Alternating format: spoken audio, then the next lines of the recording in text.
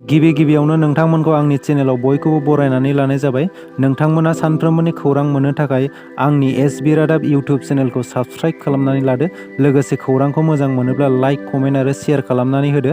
आंनि बे खौरांफोरखौ मोजां मोनगोन आरो खौरांफोरखौ जोबजासिम खोनासंलांगोन होननानै आसा खालामनाय थाबाय। दानिया नोंथांमोना खौरांखौ खोनासंलांदो।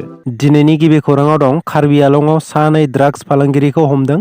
सिआरपिएफआ नेशनेल हाइवे 36 नि डिलाइ गेटआव सानै ड्राग्स फालांगिरिजों लोगोसे मोन 4 पेकेट मर्फिन हमनो हादों। बे मर्फिननि लिरथाया 2.13 किल'ग्रामसो जागौमोन होनना फोरमायना होदों। बे हमजानाय सानै फालांगिरिया बे मर्फिनखौ ड्राइभार साइडनि दरजायाव लाखुमादोंमोन। बेनि उनाव सिआरपिएफ हानजाया सन्देह खालामनानै सिग्रोमनायाव बे मर्फिनखौ मोननो हानाय जायो। तुर्कीयाव फिन खेबसेबाव बांग्रिं मावदों। इउर'पियान मेडिटेरेनियन सिस्मोल'जी सेन्टारआ फोरमायनाय बायदिब्ला मैया तुर्कीयाव 5.5 मेगनिटिउडनि बांग्रिंआ मावनाय जादोंमोन। आरोबाव फोरमायना होबावदों दि 6 फेब्रुआरियाव मावनाय बांग्रिंजों दासिमाव तुर्की आरो सिरियायाव थैनाय सुबुंनि अनजिमाया 50,000निबो बारा जाबाय होननानै। बिटिआरनि सिङाव थानाय सार्कल अफिसारफोरनो गारि राननानै होदों। बिटिसि सेक्रेटारियेट मावखुलिनि नब्लाङाव मोन 19था रेभिनिउ सार्कल अफिसारफोरनो हा-हुनि बिथिङाव खामानि मावनायाव मोजां जानायनि थाखाय बे गारिखौ राननानै होयो। बिटिआरनि गाहाय मावफुं सोद्रोमा प्रमद बर'आ बे हाबाफारियाव बाहागो लानानै फ्लेग अफ खालामनानै बेखेवना होयो आरो राननानै होयो। बेजों लोगोसे बिटिआरनि डिपुटि चिफ गबिन्द चन्द्र बसुमतारी, बिटिआरनि मावफुं सोद्रोमा रनजित बसुमतारी आरो बिटिआरनि माखासे मावफुं सोद्रोमाफोराबो बे हाबाफारियाव बाहागो लायो। बर' बिजोंनि फरायसालिफोरा गोमालांनो नागिरनायनि गुबै जेंनाया फोरोंगिरिनि आंखालाव ना बर' फरायसा गैयैनि आंखालाव? 62थि बर' थुनलाइ आफादनि बोसोरसालिया जथुम्मायाव दिपेन बर' बिथाङा खौरांगिरिफोरनि सिगाङाव फोरमायना होदों दि बर' बिजोंनि गुबै इसिङारि जेंनाया बर' फरायसालिफोराव फरायसा फरायसुलिनि आंखालाव होननानै फोरमायना होदों। मोनसे स्किमआ रायजोनि स्किम। आसाम आरो बिटिआरनि जेखिजाया स्किमानो रायजोनि स्किम। एमएलए, इएम आरो सिपनि आलादा स्किम थाया। बे बाथ्राखौ बुंदों प्रमद बर' बिथाङा।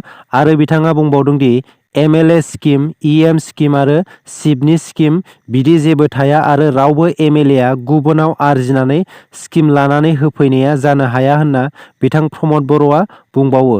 बे सरकारनिफ्राय फैनाय रायजोनि स्किम। बिटिआरनि गाहाय प्रमद बर'आ हेंथा हान्जानिफ्राय स्किमनि सायाव नंखाय अजद होनानै रायजो राजानिसिम बैफोर खेंफोरथिखौ होदों। हेंथा हान्जाया रायजो राजाखौ मिसगाइड खालामदों होननाबो प्रमद बर'आ बुंबावो। आसाम सरकारनि मोनसे मोजां बिथांखि।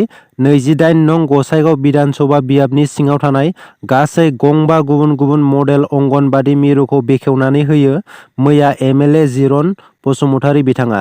बेखेवजानाय मडेल अंगनबादि मिरुफोरा जादों फारियै सेरफांगुरि मडेल अंगनबादि मिरु, दावागुरि मडेल अंगनबादि मिरु, बुरासारा मडेल अंगनबादि मिरु, मजाथि मडेल अंगनबादि मिरु आरो रामदेव मडेल अंगनबादि मिरु। बे बेखेवनाय हाबाफारियाव एमएलए बिथांजों लोगोसे कसुगाव जौगाखां खोन्दोनि बिडिअ सानसुमा बसुमतारी, इन्जिनियार बिथांमोनजों लोगोसे गसाइगाव बिधान सभा बियाबनि मडेल अंगनबादि मिरु लुफुं आफादनि आफादगिरि सन्जिब मोसाहारि, जमदुवार बियाबनि टिसिएलसिसि मासिगिरि, लोगो मासिगिरि बिथांमोनजों लोगोसे अंगनबादि मिरुनि मावथिफोर आरोबाव गोबां रायजो राजाफोरा बे बेखेवनाय हाबाफारियाव बाहागो लायो। बे बेखेवनाय हाबाफारिनि गेजेरजों रायजो सरकारनि बेबायदि बिथांखि लानायखौ गोजोननाय फोरमायो एमएलए जिरन बसुमतारी बिथाङा। गंफ्रोमबो गुदि फरायसालियावनो 5 फोरोंगिरि थिसननांगौ, अब्लासो गथ'साफोरा गुन गोनां सोलोंथाइखौ मोननो हागोन होननानै बर' सावथुन मुलुगनि मुंदांखा फावखुंगुर दैमासा ब्रह्म एबा मेन्देला ब्रह्म बिथाङा बुंदों। आथिखालाव बर' बिजोंनि फरायसालिफोरा दासिमबो गोबां जेंनाफोरजों भुगिनांनानै दं। सासे सानै फोरोंगिरिफोरजोंनो मिरौ जिरौ थांनानै दं।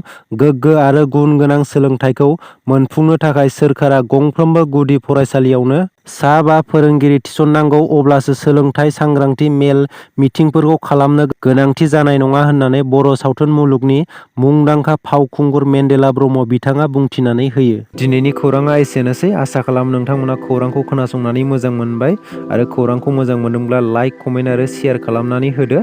सानफ्रोमबोनि खौरां मोननो थाखाय आंनि एसबि रादाब इउटिउब चेनेलखौ साबस्क्राइब खालामनानै लादो। दिनैनि थाखाय एसेनोसै। बाय बाय।